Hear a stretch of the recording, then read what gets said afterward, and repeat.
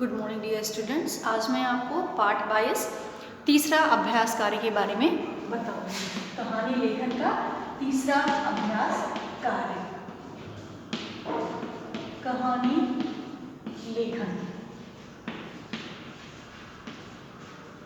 कहानी लेखन का तीसरा अभ्यास कार्य मैं आपको बताऊंगी। तो इस कहानी में हमने देखा था पहला और दूसरा अभ्यास कार्य हमने बता दिया है, और तीसरी जो कहानी है वो हम आपको बताएंगे। तीसरी कहानी कैसे लिखना है, क्या है, उसके बारे में हम आपको बताएंगे। तो पहले स्टोरी हमने बता दी थी कि आप चित्र देख के कैसे लिखेंगे, दूसरी हमने बता दिया और अब हम तीसरी पे आते हैं। तो तीसरी है, एक सियार जो है भोजन की तलाश में जा रहा था और वो थक करके शहर की गलियों में पहुंच गया।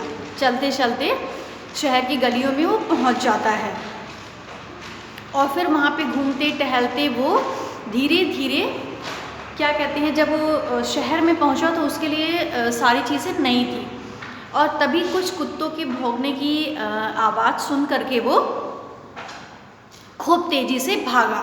और इतनी तेज़ी से वो जितना तेज़ी से वो भाग सकता था उतनी तेज़ी से वो भागा और भागते भागते वो काफ़ी दूर निकल गया। फिर एक रंगरेज के घर में पहुंच गया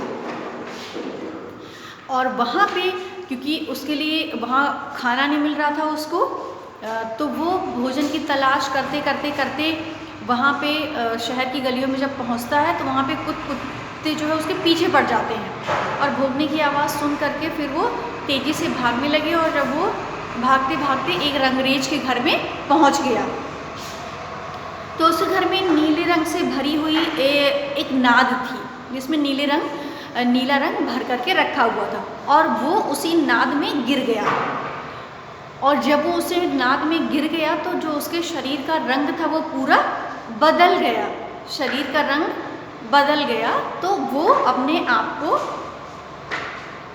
जब उसने अपना रंग देखा तो उसे थोड़ा डिफरेंट लगा, तो वो अपने आप को समझने लगा कि हाँ जो है मैं थोड़ा डिफरेंट हो गया, तो मैं सबसे अलग हूँ सारे जानवरों से।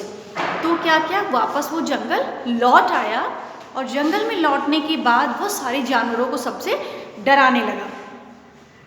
और इसी बात का जो सियार था वो फ़ायदा उठाने लगा। उसने सोचा कि सारे जानवर तो मुझसे डर ही रहे हैं क्योंकि वो थोड़ा डिफरेंट हो गया था, तो क्यों ना मैं इस बात का फ़ायदा उठाऊं।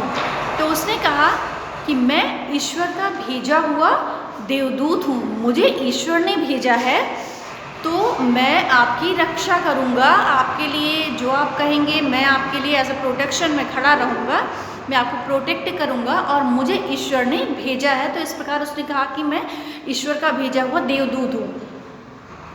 तो सारे जानवर उसको आदर देने लगे, सब सम्मान देने लगे और सब उसको खाना देते और सारी जो चीज़ें थी उसको ला करके देते उसको। और सारे जानवरों को ये नहीं पता था कि ये वही सियार है जो यहाँ से गया था।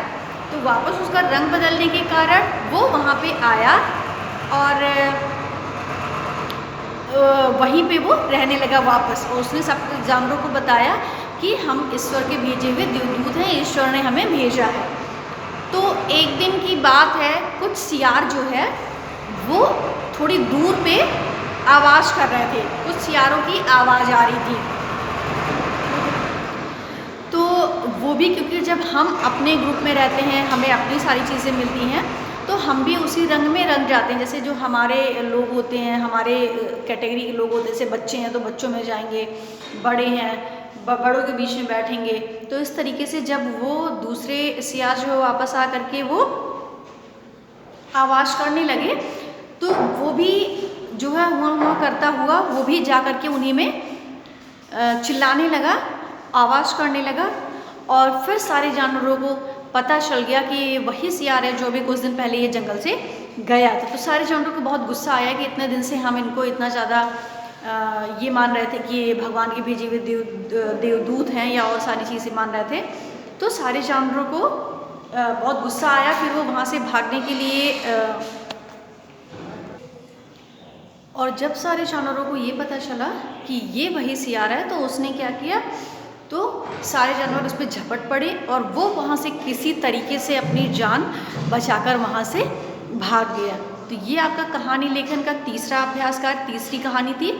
चित्र देख करके आप कहानी लिख सकते हैं, अपने मन से कहानी बना सकते हैं। और